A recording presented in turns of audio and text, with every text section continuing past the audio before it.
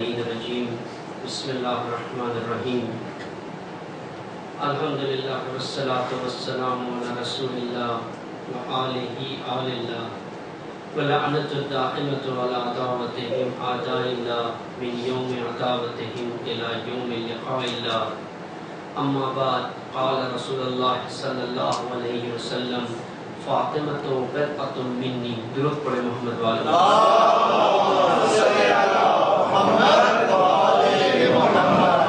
سب سے پہلے تبریک مبارکبادی پیش ہے آپ سب مومنین کو اس شب عظیم اور کل کا جو دن ہے وہ منسوب ہے ولادت و سعادت جناب فاطمہ الزہرا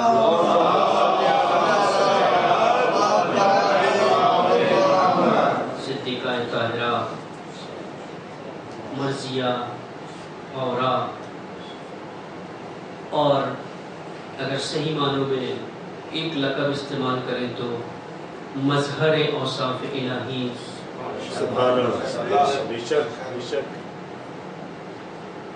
ان کی مناسبت سے ہے یہ دن اور یہ شب بھی، اور ہم اس کی تبریک پیش کرتے ہیں ہمارے دیگر برادران مومنین خواہران اور بالخصوص علماء حقانی علماء ربانی مراجع اکرام اور رہبر معظم آیت اللہ سید علی خامنہئی دامت العلیہ کی خدمت میں اپنے اساتید اور بالخصوص استاد بزرگ کا وسیع جواد نبی کو اور سب سے بڑی تبریک سب سے بڑی مبارکبادی ہم پیش کرتے ہیں ہمارے اپنے زمانے کے امام حجت القائد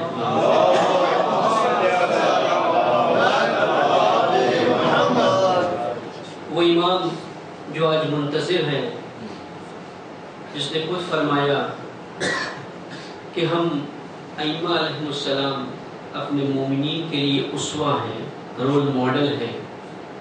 ہماری زندگیوں کو دیکھ کر کے مومنین کو اپنی زندگیاں ویسی بنانی چاہیے، لیکن خود وہ فرماتے ہیں کہ ہم مومنین کے لیے اسوہ ہیں اور ہمارے لیے ہماری جدہ فاطمہ الزہرا اسوہ ہے.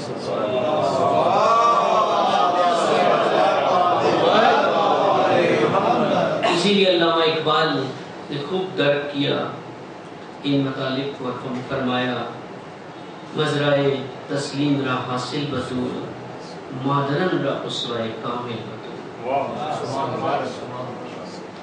کہ بطول وہ مزرع ہے جو تسلیم خدا کا حصول ہے. جب انسان تسلیم خدا کی حدوں کو عبور کر کے اپنے اس مقام انسانی تک پہنچ جائے تو اس کا جو مزرع ہے، اس کی جو ذرہ ہے، اس کا جو ثمر ہے جو نظر آتا ہے وہ فاطمہ ہے. اور یہ وہ ثمر ہے جو اسوہ ہے، اسوہ کامل ہے امت کے لیے، جس کی پیروی امت کو کرنی چاہیے. اسوہ رول ماڈل یہ ایک مکتبی مفہوم ہے، یعنی اسوہ کا تعلق تربیت سے ہے.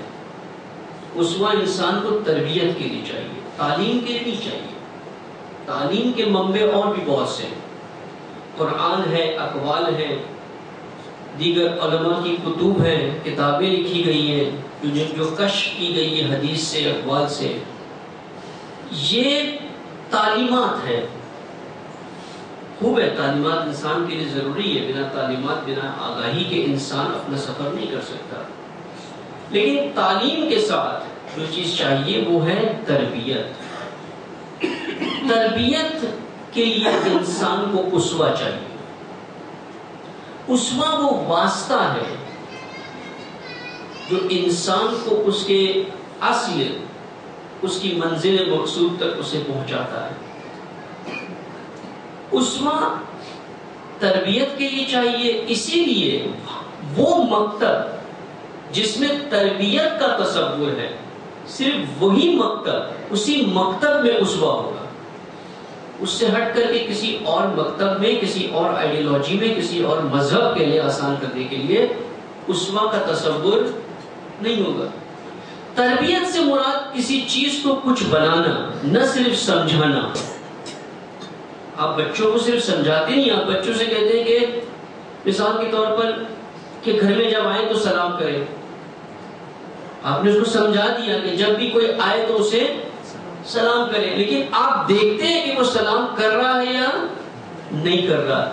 لیکن وہ بچہ صرف آپ کے بولنے سے سلام نہیں کرے گا جب تک وہ دیکھے گا نہیں کہ میرے والدین بھی یہ عمل انجام دیتے ہیں یا نہیں دیتے. بچوں کے لیے سب سے پہلا جو اسوہ ہوتا ہے، رول ماڈل جو ہوتے ہیں، وہ اسی کے والدین ہوتے ہیں، بھائی ہوتے ہیں، بہنیں ہوتی ہیں، یہی جو قریب ہوتے ہیں. اب آپ بھی چاہتے ہیں کہ بچہ سلام کرے، یعنی اس کی تربیت کرنا چاہتے ہیں. جہاں پر بنانا ہوتا ہے، جہاں پر تربیت کا پہلو ہوتا ہے، وہیں پر اسی مکتب کو اسوہ چاہیے. جس مکتب میں تربیت نہیں وہاں اسوہ بھی نہیں چاہیے. اور جس مکتب کے پاس اسوہ ہو ان کے پاس، لیکن تربیت کی طرف رجحان ہی نہ ہو، اس اسوہ سے اپنی تربیت نہ کرے، تو کیا ہوگا پھر یہ اسوہ کیونکہ موجود ہے، یہ کسی اور شکل میں بدل جائے گا. یہ نہیں ہے کہ اسوہ رہے گا بھی اسوہ کی طرح، نہ، یہ قانون ہے، یہ سنن الہی ہے. جو چیز جس مد کے لیے ہے، جس کانٹیکسٹ میں ہے، اگر اس کے لیے اسے انسان نہیں استعمال کرے گا، وہ کسی اور مد میں بدل جائے گی. یہ مسجد مثال کے طور پہ، یہ کس لیے حسینیہ؟ یہ مجالس کے لیے ہے، دینی محفل کے لیے. اب اسے کوئی استعمال ہی نہ کرے، اس کے دروازے ہمیشہ کھلے ہو، کوئی استعمال نہ ہو، کوئی نہ کوئی آئے گا. ممکن ہے کل کو کوئی آ کر یہاں پر سنوکر کلب بنا دے، کوئی سپورٹس کلب بنا دے، کوئی کمیونٹی گیدرنگ بنا دے. اسی طرح سے ہوگا. یہ غرب میں یہ ہوا ہے، ویسٹ میں آپ دیکھیں جو چرچ تھے عیسائیوں کے کہ دین کی طرف رجحان ختم ہو گیا، تو یہ سارے کے سارے چرچوں میں لوگوں نے آنا چھوڑ دیا. آج اکثر چرچ جو ہے وہ کمیونٹی سینٹر بن گئے، مرکز قومی بن گئے، جہاں پر کلاسیں چلتی ہیں، سلائی کی، پڑھائی کی، لوگ جمع ہوتے ہیں، گپ شپ لگاتے ہیں، پتے کھیلتے ہیں، سب کچھ کرتے ہیں وہاں پر. کیونکہ استعمال نہیں ہوا جس چیز کے لیے. جس چیز کے لیے استعمال نہ ہو وہ کسی اور چیز میں بدل جاتی ہے. قرآن اسی طریقے سے، قرآن کتاب ہدایت ہے، ہدایت کے لیے استعمال نہیں ہوا تو کتاب استخارہ بن گئی، کتاب ورد بن گئی، کتاب ثواب میں تبدیل ہو گئی. بہت سی چیزوں میں قرآن بدل گیا. اسی طرح سے کل بتایا تھا کہ اگر اسوائیت کے لیے استعمال نہ ہو، تربیت کے لیے اس کی طرف رجوع نہ کرے انسان، تو یہ اسوہ بھی اس طرح بن جاتا ہے، یعنی ایک خیالی تصور میں بدل جاتا ہے. پھر اسوہ کے ساتھ کیا ہوتا ہے؟ صرف ذکر و ورد اور کچھ بھی، صرف ذکر ہوتا ہے.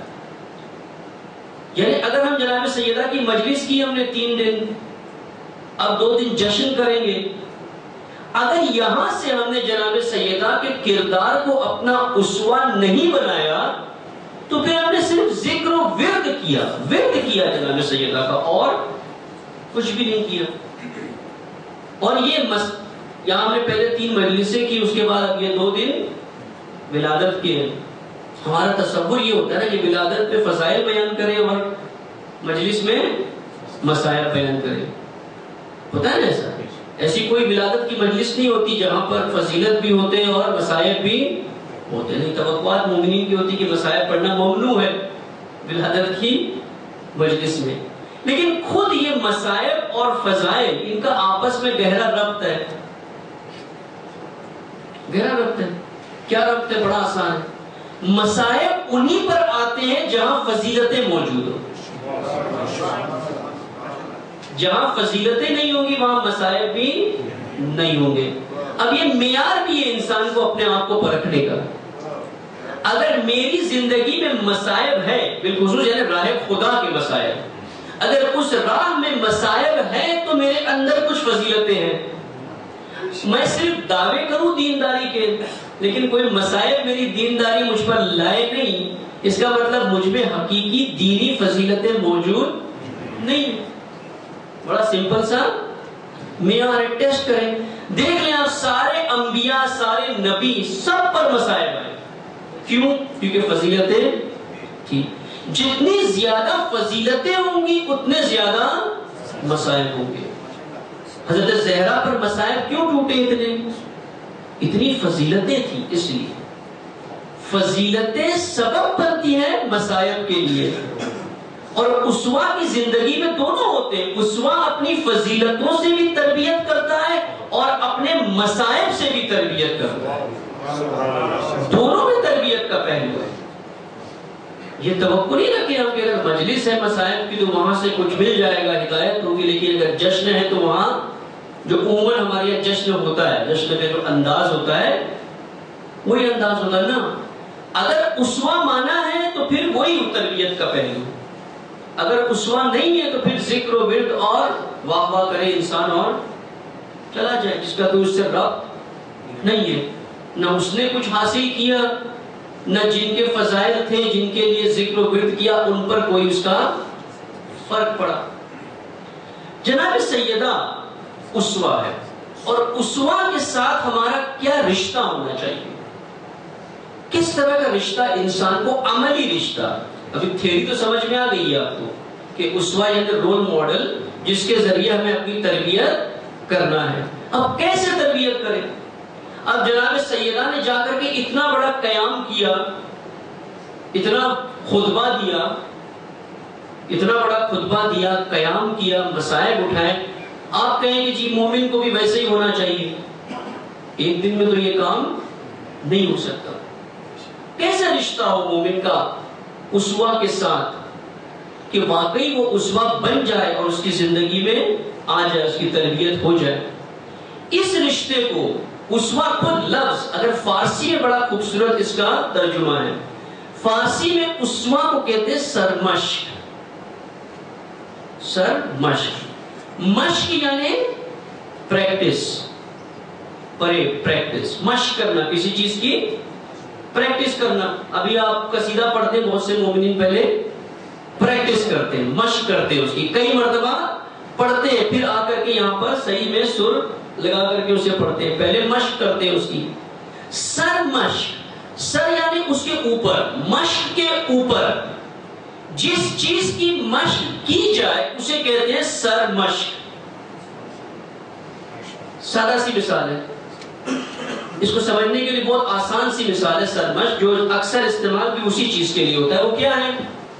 آپ کلاس میں پڑھتے ہیں اسکول میں، ابھی آج کل تو ٹیبلٹ پر اور لیپ ٹاپ پر پڑھایا جاتا ہے. پہلے ہم جو پڑھتے تھے تو وائٹ بورڈ بھی نہیں، بلیک بورڈ ہوتا تھا، سیاہ ایک بورڈ ہوتا تھا. اس پر ٹیچر نے آ کر کے ایک جملہ لکھنا ہوتا تھا، جیسے بسم اللہ الرحمن الرحیم. ایک اچھے خط میں آ کر کے معلم نے لکھا. اب سارے بچوں سے کیا کہتے ہیں، اسٹوڈنٹ سے، طالب علم سے، کہ اسے لکھے. اور ٹیچر کہتا ہے ایک مرتبہ نہیں لکھے، اسے 10 مرتبہ لکھو، اسے 50 مرتبہ لکھو. کیوں؟ تاکہ جیسا لکھا گیا ہے ویسا ہی لکھائی آنی چاہیے.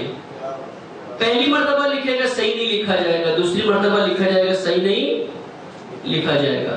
آہستہ آہستہ کرتے کرتے جتنی زیادہ مرتبہ لکھے گا کوئی چیز اتنا زیادہ پرفیکٹ، کامل ہوتا جائے گا. آخر میں ایک وقت آئے گا کہ جیسا اس نے لکھا ہے وہ بالکل کاپی ہوگا جیسا وہاں لکھا گیا ہے.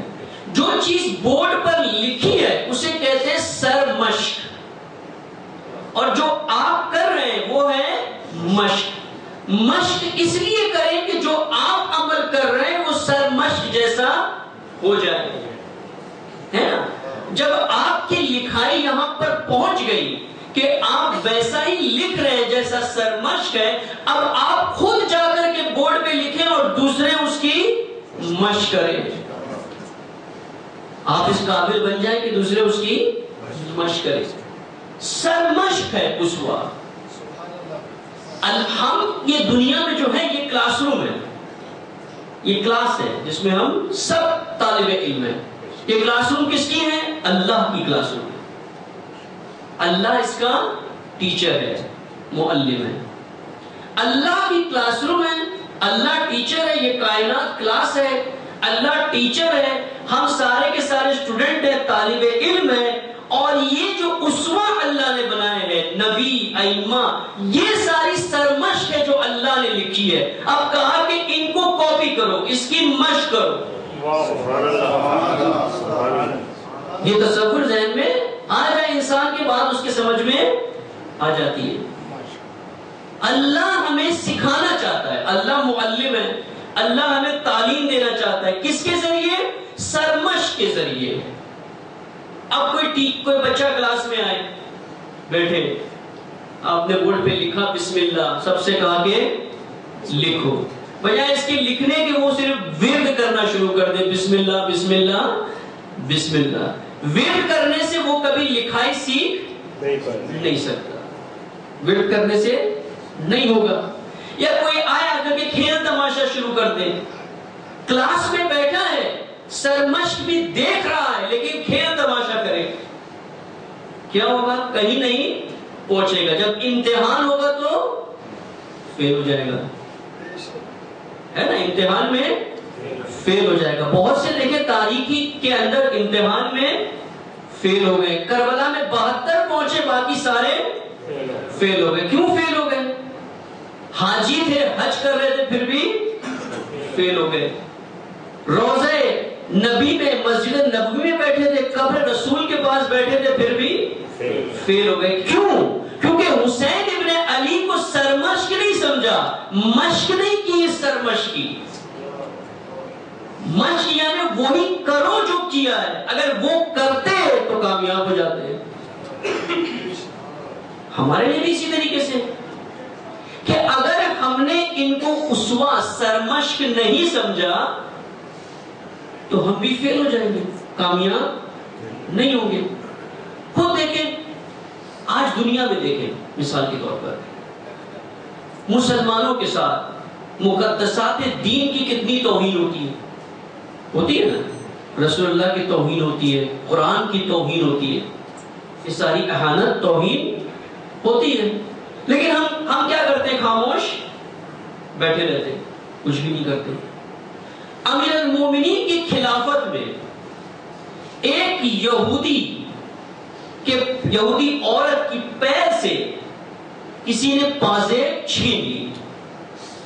علی کو جب پتا چلا، اس طرح سے دوڑے کہ راوی لکھتا ہے کہ علی کی آواز زمین پر لکھڑتی ہوئی جا رہی تھی، علی کو اس کی پرواہ نہیں تھی. اور کیا کہا جا کر کے آ کر کے کہ کوئی اگر یہ خبر سن کر کے اسے اگر موت آ جائے تو اس کی موت برحق ہے. کیا خبر تھی یہ؟ کیا تھا اس میں ایسا؟ یعنی تمہاری غیرت جاگ جانی چاہیے کہ میری خلافت میں، اسلام کی حکومت میں کسی عورت کی توہین ہو. یہ ہے سرمشق، جسے ایک یہودی، نہ مسلمان، ایک یہودی عورت کی توہین گوارا نہیں ہے. لیکن ہمارے سامنے رسالت ماں کی توہین ہو، ہمیں قبول ہے. کیوں؟ کیونکہ ہم نے علی کو اسوہ غیرت نہیں مانا. اگر اسوہ غیرت مانتے تو غیرت کو پریکٹس کرتے اپنی زندگی میں، اس کی مشق کرتے. غیرت کی ہم نے مشق نہیں کی. اسی لیے ابو عبداللہ نے کہا نا کہ میں امام عزت ہوں، امام غیرت ہوں.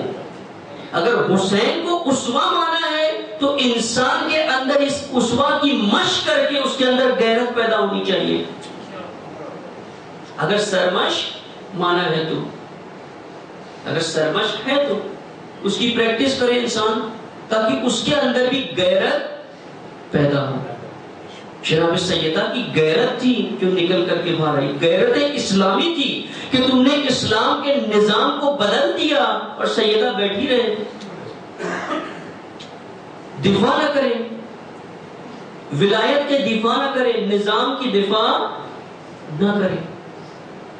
یعنی یہ اسوائیت کا پہلو ہے. اسوہ کو سرمشق مانے انسان، اس کی پریکٹس کرے، اس کی پیروی کرے. لیکن اسوائیت کا ایک اور قانون بھی ہے جو انشاءاللہ کل اس کی وضاحت کریں گے آخری گفتگو میں. میں صرف ہلکا سا اشارہ اس طرف کروں تاکہ بات تھوڑی سی سمجھ میں آئے. کیا قانون ہے؟ کہ انسان کی زندگی میں کوئی نہ کوئی اسوہ ضرور موجود ہے. یہ نہیں ہے کہ اگر آپ جناب سیدہ کو یا امیر المومنین کو یا ائمہ کو اسوہ نہیں مانیں گے تو کوئی اسوہ آپ کی زندگی میں موجود نہ. اس طرح سے نہیں ہے. اسوائیت کے در اللہ نے ہر ایک پر کھولے ہوئے. کیا مراد ہے اس سے؟ یعنی کسی نہ کسی کو، نہ صرف ایک کو، آپ نے اپنی زندگی میں کئی رول ماڈل بنائے ہوئے. لباس آپ پہنتے ہیں کسی کو دیکھ کر کے، ہیئر سٹائل بناتے ہیں نوجوان کسی کو دیکھ کر کے. ہوتا ہے نا، خواتین میں بھی ہوتا ہے فیشن. ایک عورت نے ایک طرح کی عبایا پہنی، سارے کے سارے اسی فیشن پر چلنے لگی. یہ کیا؟ یہ سارے اسوہ ہیں. اسوہ ہیں. اگر اچھی چیز لی ہے اچھا اثر ہوگا، بری چیز لی ہے برا اثر ہوگا. اسی طریقے سے یہ نظام آپ کا لے لے، کھانے پینے کا نظام، اللہ نے منہ سب ہر چیز کے لیے کھلا رکھا ہوا ہے. آپ اس میں حلال ڈالیں یا حرام ڈالیں، اس منہ نے آ کر کے نہیں روکنا ہے.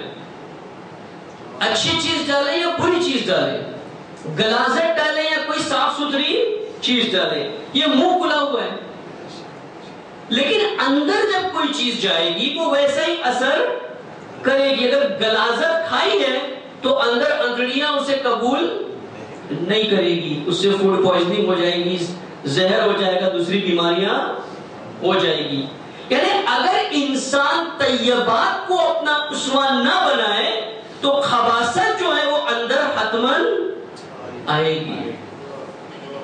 یہ قانون ہے، خباثت آئے گی اندر.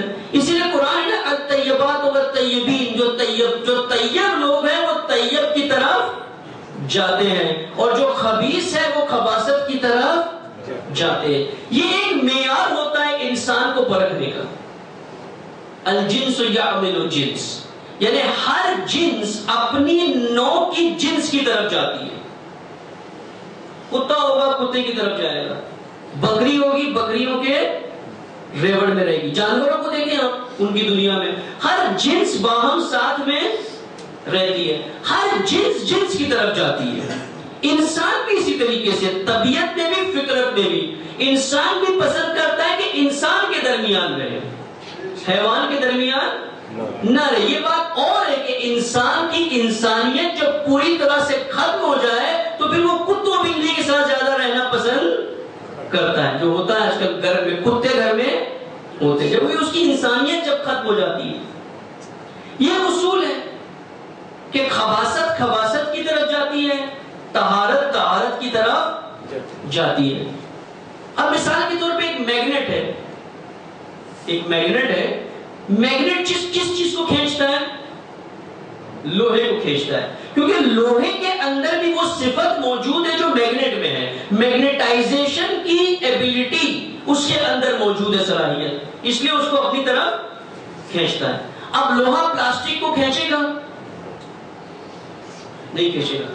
اب ایک پلاسٹک کا ڈبہ آپ اٹھائیں اور ایک میگنیٹ کی طرف لے کر کے جائیں، کھینچے گا اسے؟ نہیں کھینچے گا. اگر کھینچ لیے تو کیا کہیں گے آپ؟ کیا دلیل نکالیں گے؟ کیا ریسرچ کریں گے؟ پلاسٹک کے اندر کوئی لوہے کا ٹکڑا موجود ہے، نظر نہیں آ رہا لیکن اندر موجود ہے. دکھ نہیں رہا ہے، ظاہر اس کا پلاسٹک ہے لیکن اندر پیچھے کوئی لوہا لگا ہوا ہے جو اسے اپنی جنس کی طرف کھینچ رہا ہے. تو ظاہر کو نہ دیکھیں کس طرف جا رہا ہے، ظاہر جہاں جا رہا ہے اس کا، اگر ظاہر خباثت کی طرف جا رہا ہے تو یہ نہ دیکھیں کہ ظاہراً تو انسان بڑا طیب اور صاف نظر آ رہا ہے، جہاں اگر خباثت کی طرف رہا ہے تو مشکل کیا ہے؟ مشکل یہ ہے کہ یہ ظاہر جو طیب اور طاہر اور پاک نظر آ رہا ہے اس کے اندر کہیں نہ کہیں خباثت موجود ضرور ہے. ہے نا؟ فاسقین کی طرف جانا جو پسند کریں، فاجر کی طرف جو جانا پسند کریں، ظاہر کچھ بھی ہو لیکن اندر خباثت موجود ہے. ہوا ہے تاریخ میں، دیکھیں اسی طریقے سے اصحاب رسول، بڑی بڑی شخصیتیں آخر میں کس طرف چلی گئی؟ معاویہ کے دسترخوان پر. کیوں؟ کہ اندر خباثت موجود تھی. ہمارے دور میں بھی ایسے ہی ہے. دیکھیں کس طرف جا رہا ہے، وہ کون ہے اس کا رفیق، کس کو اپنا دوست بنا رہا ہے، کس کی پارٹی میں جا رہا ہے، کس کے ساتھ شریک ہو رہا ہے. خباثت خباثت کی طرف جاتی ہے، طیبات طیبات کی طرف جاتے ہیں. ظاہر طیب کتنا بھی بنا لے لیکن اگر اندر خباثت ہے وہ اسی طرف لے کر کے جائے گی. الجنس یعمل الجنس، اپنی ہی نو کی طرف کھینچ کر کے لے کر کے جائے گی. اگر ائمہ کو اسوہ بنایا ہے، ائمہ نے اپنی طرف کھینچنا ہے، نہ خباثت کی طرف جانے دینا ہے. اگر فاطمہ کو اسوہ بنایا ہے تو کیا کرے گا مومن آ کر کے؟ انسان کیا کرے گا؟ نظام ولایت کی تبلیغ کرے گا یا نظام ولایت کی دفاع کرے گا؟ اور یہ دو کام نہیں بھی کر سکتا تو کسی غیر الہی نظام کو کبھی قبول نہیں کرے گا. اگر فاطمہ کو سرمشق بنایا ہے تو، اگر فاطمہ سرمشق ہے تو، یہ جملہ میں نورانی اس خطبے کا، کیونکہ آج ولادت کی شب بھی ہے، میں اسی خطبے کا ایک چھوٹا سا حصہ جو بہت ہی بہترین ہے. جناب سیدہ جب بیان کرتی ہے اپنے رسول اللہ والد کا مقام، اس کے بعد آ کر کے فرماتی ہے، کیا کہتی ہے؟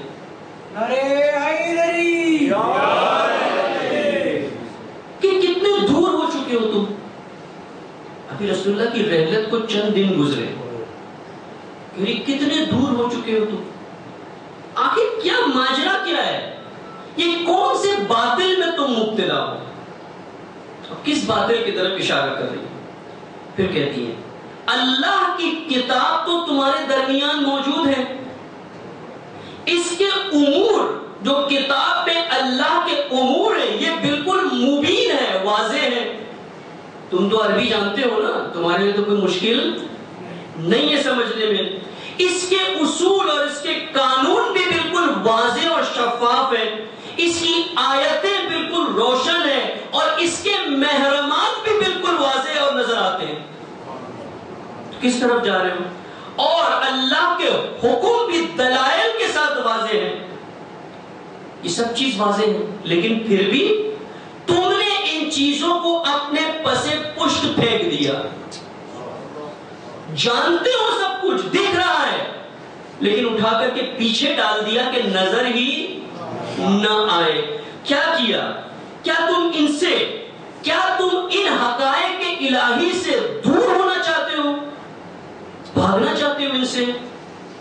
یا اب یہی وہ جملہ ہے، یا تمہارے مطابق کوئی اور نظام ہے جو آ کر کے حکومت کرنے کا حق رکھتا ہے؟ کیا کوئی اور نظام ہے جس کے ذریعے تم حکم کرنا چاہتے ہو؟ کیا کسی اور نظام کو حاکم بنانا چاہتے ہو؟ بد ہے یہ، شر ہے یہ، فسق ہے. اگر تم نے اسے بدلا تو، اگر اسے بدلا تم نے تو یہ باطل ہے، یہ شر ہے. اور اگر کوئی یہ چاہے کہ اللہ کے دین کے سوا، کچھ اسلام کے سوا کسی اور دین کو لے کر کے آئے، یہ اس سے نہ دنیا میں قبول کیا جائے گا نہ آخرت میں، اور اسے محشور کیا جائے گا خاسرین کے ساتھ. جناب سیدہ کے نزدیک اگر کوئی اللہ کے نظام کا انکار کرے گویا اس نے کامل دین کا انکار کر دیا، اسلام کے دائرے سے باہر ہو گیا. اسی لیے جناب سیدہ نے سلام کا جواب تک کے نہیں دیا کہ تم مسلمان ہی نہیں ہو. سلام کا جواب مسلمان کو دینا ہے. تم نے نظام الہی کو پسے پش ڈال دیا اور کسی اور نظام کو لے کر کے آئے. یہ کیسا شر ہے، یہ کیسا باطل ہے، جبکہ قرآن کتاب الہی، امور الہی، قوانین الہی، محرمات الہی، ہر چیز واضح اور شفاف ہے. نہ صرف کتابی شکل میں بلکہ میرے بابا رسالت مآب نے 10 سال یہ عملی کر کے بتایا. پھر بھی تم نے پسے پش ڈال دیا. ٹھیک ہے انہوں نے ڈال دیا جو بھی مفادات تھے، ہم نے کیوں ڈال دیا پسے پش؟ کیونکہ ہم نے ان کو سیدہ کو سرمشق نہیں بنایا. اگر مشق کرتے سیدہ کے کردار کی تو کبھی کسی اور نظام کی طرف نہیں جاتے، کبھی نہیں جاتے. اگر سیدہ کو سرمشق بنایا ہوتا. وہ مولانا روم کا ایک بہترین قصہ ہے. کہتے ہیں کہ ایک تالاب تھا، اس کے ساتھ ایک جاری نہر تھی. ایک نہر کے ساتھ ایک چھوٹا سا تالاب تھا. اس تالاب میں 3 بڑی بڑی مچھلیاں تھیں. ایک مچھلی جو تھی وہ بہت ہی دانشمند تھی، عقل مند تھی. ایک جو تھی وہ نیم دانشمند تھی، کم عقل کم شعور تھی. اور ایک احمق تھی. 3 مچھلیاں اس تالاب میں، بڑی موٹی اچھی مچھلیاں تھیں. ایک دن ایک مچھوارا وہاں سے گزرا. اس نے دقت سے دیکھا ان 3 مچھلیوں کو اور پھر گیا جال لے کر کے آنے کو ان کو پکڑنے کے لیے. جو دانشمند مچھلی تھی وہ سمجھ گئی، اس کے اندر اتنی بصیرت اور شعور موجود تھا. وہ سمجھ گئی کہ یہ جو گیا ہے نا دیکھ کر کے، اس کا ارادہ ٹھیک نہیں ہے. اس کے آنے سے پہلے یہ دانشمند مچھلی اپنے آپ کو اس تالاب سے نکال کر کے اس نہر میں لے کر کے فرار ہو گئی. نجات اس نے پا لی. جیسے ہی یہ وہاں سے فرار ہو کر کے نکلی، وہ مچھوارا آیا وہاں پر. اس نے جال ڈالنے کی کوشش کی. جیسے ہی ڈال ڈال رہا تھا، دوسری مچھلی جو کم دانشمند تھی، اس نے فوراً پانی کے اوپر آ گئی وہ، اور آ کر کے اپنی سانس روک دی، جس سے کہ وہ مردہ نظر آئے. مردہ مچھلی کوئی نہیں کھاتا. تو یہ مچھوارے نے دیکھا یہ تو مردہ ہے، اس کو اٹھا کر کے اسی نہر کی طرف پھینک دیا. اس نے بھی اپنی سانس چلائی اور دوڑ کر کے نجات پا لی. لیکن جو یہ احمق تھی، یہ جو بے شعور تھی، یہ یہاں وہاں سرگردان پھرتی رہی. آخر میں اسے مچھوارے نے پکڑ لیا، پھر اس کو فرائی کیا، گرل کیا، اور اس کا قصہ تمام ہو گیا. مولانا فرماتے ہیں جو دلیل اس سے نکالتے وہ یہ ہے کہ یا تو اتنے دانشمند بن جاؤ، اتنا شعور اپنے اندر پیدا کرو کہ تمہارا پتا ہو کہ نجات کا راستہ کیا ہے. اور اگر اتنے دانشمند نہیں بن سکتے ہو، اگر رہبر نہیں بن سکتے ہو، پیشوا نہیں بن سکتے ہو جس سے نجات کا راستہ پتا ہو، تو کم از کم کیا کرو، نیم دانشمند بن جاؤ، آدھے دانشمند بن جاؤ کہ جو نجات پا چکا ہے اس کے راستے پر چلے جاؤ.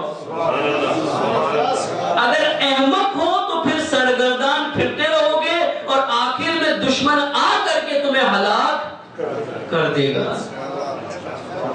یعنی کسی کو اسوہ مان لو، کسی کو رول ماڈل مان لو اور اس کے پیچھے چلے جاؤ. اس عصر میں بھی اسی طریقے سے ہمارے پاس بھی 3 طرح کی مچھلیاں ہیں. ایک وہ ہے جو امام خمینی اور رہبر معظم جیسے باشعور ہے، جنہیں نجات کا راستہ پتا ہے.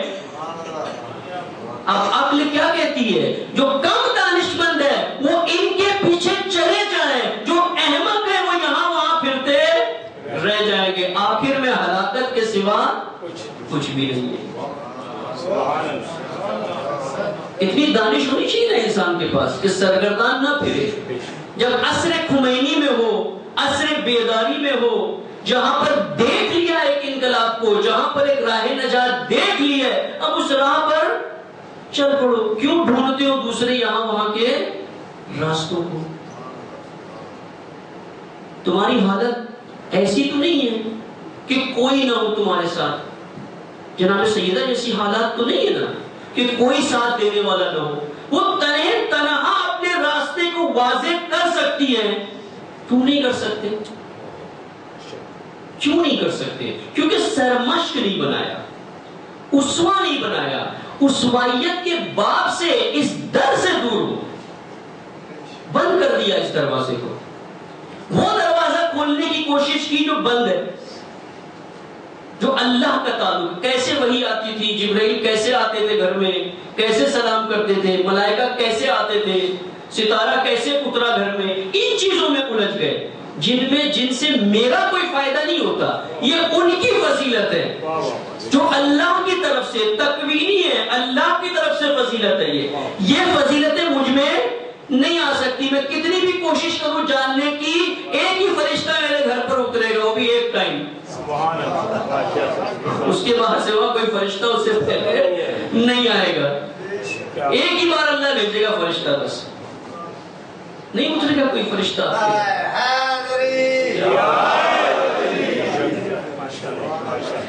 یہ در جو ہے اسوائیت کا در ہے، تربیت کا در ہے.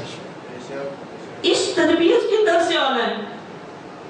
جناب سیدہ کے کردار کو اس تربیت کے در سے آ کر کے سمجھنا ہے. احمقوں کی طرح نہ رہے جن کے پاس ائمہ 14 معصومین کی سیرت اور اسوہ موجود ہو، وہ قوم بنی اسرائیل کی طرح سرگردان پھرے.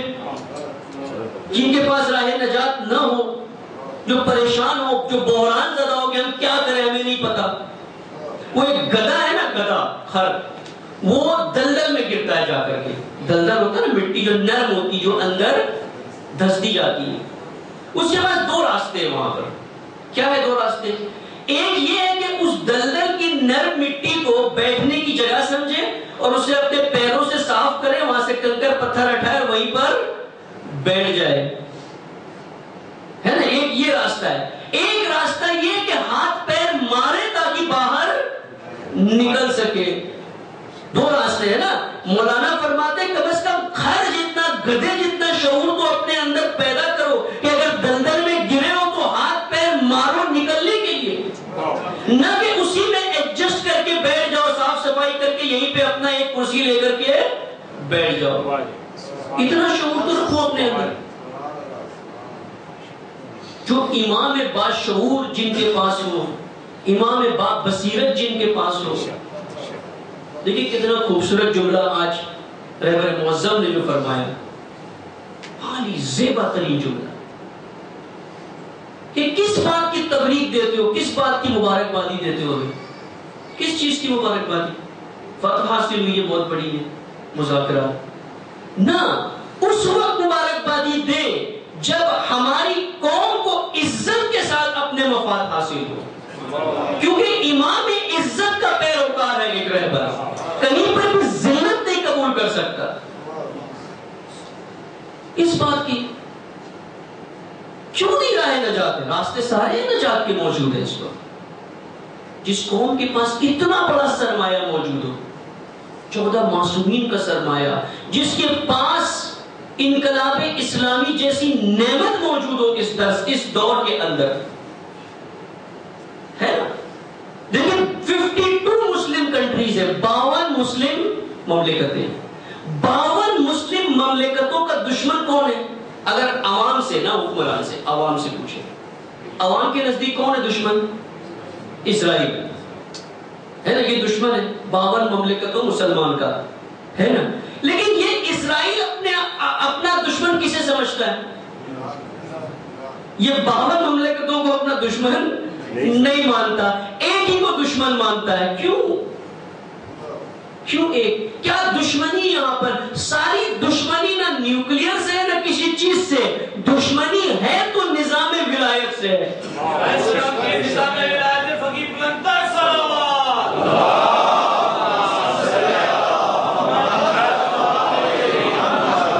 نظام سے دشمنی ہے، نظام ولایت سے دشمنی ہے. یعنی یہ شیعت کا سرمایہ نظام ولایت ہے اس دور میں. اس نظام کو چھوڑ کر کے کسی اور طرف جاؤ گے، فاطمہ کہتی ہے تم اسلام سے باہر ہو، دین سے باہر ہو، صرف رسوائی ہے تمہاری اور کچھ بھی نہیں. آخر میں حاصل رسوائی کے سوا کچھ نہیں ہوگا اگر نظام کو چھوڑ دیا. نظام ولایت رکن ہے، اساس ہے دین کی. محجور کر دیا، 1400 سال سے محجور ہے، اسی لیے آج اتنی مشکلات سامنے آئی. اگر محجور نہ کیا ہوتا تو امام غیبت میں نہ ہوتا. اللہ نے امام کو امامت کے لیے بھیجا، نہ غیبت کے لیے. اب میں یہاں پر، آپ نے مجھے بلایا تقریر کرنے کے لیے اور میں غائب ہو جاؤں یہاں پر، یا مجھے کوئی غائب کر دے، کسی کمرے میں بند کر دے جا کر کے، کیا ہوگا؟ مجھ پہ زیادہ مسائل ہوں کہ میں کس کام کے لیے آیا ہوں اور کہاں پر ہوں.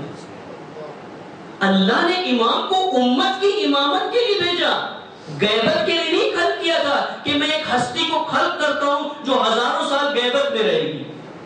تو خلق کرنے کی ضرورت ہی کیا تھی؟ یہ جو بنیادی ڈیفرنس ہے نا ہمارا مہدویت میں شیعہ اور سنی کا، یہ بہت اہم ڈیفرنس ہے، چھوٹا ڈیفرنس نہیں ہے کہ ہم کہتے ہیں کہ ولادت ہو چکی ہے اور غیبت ہے، وہ کہتے ہیں نہ ولادت ہوگی اس وقت. فرق ہے، سبب ختم ہو جاتا ہے دونوں صورتحال میں. امام موجود ہے لیکن جس کام کے لیے ہے وہ کام نہیں کر رہا. کیوں نہیں کر رہا؟ اس لیے کہ ہم نے سیدہ کو سرمشق نہیں بنایا. اگر سیدہ کو سرمشق بناتے ہمیں سمجھ میں آ جاتا کہ ہمارا کیا کام ہے. ہمارا کام دفاع ولایت ہے. اگر ہم ولایت کی دفاع میں نکلتے تو امام ہمارے درمیان موجود ہوتے. اگر ہم نکلتے، ابھی لگے ہوتے ساری دفاع، کس کی دفاع کرتے؟ علی ولی اللہ. علی ولی اللہ یعنی یعنی کیا؟ یعنی علی کی ولایت، علی کی حکومت، اسی کی دفاع کرتے نا. ولایت سے مراد اور کچھ لیتے ہیں یہاں پر. اگر کوئی کہہ بھی دے تو کہتے ہیں نہ، وہ کہتے نہیں ولایت یعنی دوستی، ہم کہتے ہیں نہ. یہی ہے نا، وہ کہتے ہیں ولایت یعنی عشق، کہتے ہیں نہ، ولایت یعنی حکومت. ہم تو اس کے دعوے دار ہیں کہ ولایت یعنی حکومت. تو علی ولی اللہ یعنی علی کی حکومت کا اعلان کرتے ہیں. ہم اذان میں بھی کرتے ہیں، ہے نا. کلمہ ہمارا یہی ہے کہ علی ولی ہے یعنی علی حاکم ہے. اب ہم اس چکر میں لگے ہوئے کہ کہیں پہ فٹ کرے علی ولی اللہ کو. جہاں فٹ کرنا ہے وہاں فٹ نہیں کرتے. علی ولی اللہ دیوار پہ فٹ کر دیتے ہیں لیکن نظام میں آ کر کے فٹ نہیں کرتے. ورد کے لیے استعمال کر لیتے ہیں لیکن حکومت کے لیے استعمال نہیں کرتے. اسی لیے جناب سیدہ نے اگر جناب سیدہ قیام نہ کرتی تو تاریخ میں قیامت تک کی یہ حجت بن جاتی ساری ملتوں کے اوپر کہ کوئی بھی نظام آ جائے آپ قبول کر لیں. اس لیے شیخ باقر صدر کی شہادت بھی ہے شاید آج. ان کا جملہ یہ کہ سیدہ کے خطبے کا ایک ایک لفظ جب اجرا ہو رہا تھا، جب نکل رہا تھا، وہ اس طرح سے تھا جیسے کسی لشکر کا ایک ایک سپاہی نکل کر کے باہر آ رہا ہو.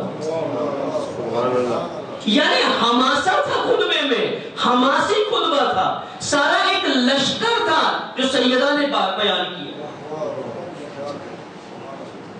بہت عظیم مقام ہے سیدہ کا، اور عظمت اسی باب سے ہے کہ مدافع ولایت ہے. یہ ساری فضیلتیں خدا نے اسی لیے دی کہ ولایت کے نظام کی دفاع کرے. یہ فضیلتوں کا اصل مرکز یہی تھا کہ ولایت کی دفاع کرے.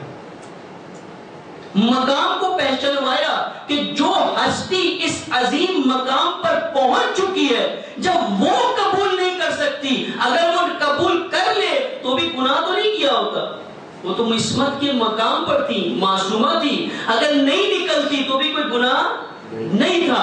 جب وہ باعصمت ہونے کے باوجود نکل سکتی ہے تو ہم کیوں نہیں نکل سکتے؟ تو ہم پر تو حجت تمام ہے. کہ آج وقت نہیں ہے، دوسرا پروگرام بھی یہاں پر. دعا کرتے ہیں خداوند متعال سے کہ ہماری اس عبادت کو قبول فرمائے، اور بالخصوص اس عظیم شب میں اور کل کے دن میں جو ولادت بسعادت جناب سیدہ ہے، اس عظیم یوم میں، اس عظیم دن میں، پربرکت دن میں خدا ہمیں توفیق دے کہ ہم جناب سیدہ کو اس کو اپنا سرمشق بنائیں اور ان کی کردار کے اوپر مشق کرتے ہوئے اپنی تربیت کریں. ہم اپنے آپ کو ویسا بنائیں جیسے جناب سیدہ چاہتی ہے، اور پروردگار جلد از جلد فرزند زہرا یوسف زہرا کا ظہور ہمارے درمیان ہو. دشمنان اسلام نیست و نابود ہو، منافقان اسلام نیست و نابود ہو، دشمنان ازاداری، دشمنان مرجعیت، دشمنان رہبری، دشمنان ولایت سارے کے سارے نیست و نابود ہو. انقلاب اسلامی کا پرچم ہمارے سروں پر برقرار رہے. خدا بند مطال انقلاب اسلامی، حزب اللہ اور دیگر وہ مجاہدین جو اس وقت اسلام کی دفاع کر رہے ہیں، دین کی دفاع کر رہے ہیں، پروردگار ان سب کی حفاظت فرمائے. رہبر معظم کا سایہ ہمارے سروں پر باقی رہے. پروردگار اس عظیم ہستی کو، اس رہبر مقام معظم رہبری کو جو تم نے استقامت دی ہے، جو صبر اور حوصلہ دیا ہے، ہم اس کے قدردان ہیں. تجھ سے دعا کو ہے کہ جناب سیدہ کے صدقے میں پروردگار اس عظیم ہستی کا سایہ اسی طریقے سے ہمارے سروں پر برقرار رہے، کہ ہماری تا آخر وقت تک یہ مقام معظم رہبری ہماری ہدایت کریں اور ہمیں صحیح راستے کے اوپر رکھیں. پروردگار قرۃ الوثقیٰ کی حفاظت فرما، استاد بزرگ وسیع جواد نقوی کی حفاظت فرما، پاکستان میں شیعان اہل بیت کی حفاظت فرما، دشمنان شیعان اہل بیت پاکستان، عراق، جہاں جہاں پر ہو ان سب کو ہلاک کر پروردگار امام زمانہ کا جلد از جلد ظہور فرما، ہم کو ان کے انصار میں شامل فرما. ایک سورہ فاتحہ دیگر مرحومین شہداء اسلام بالخصوص امام شہداء امام راحل امام خمینی رحمۃ اللہ علیہ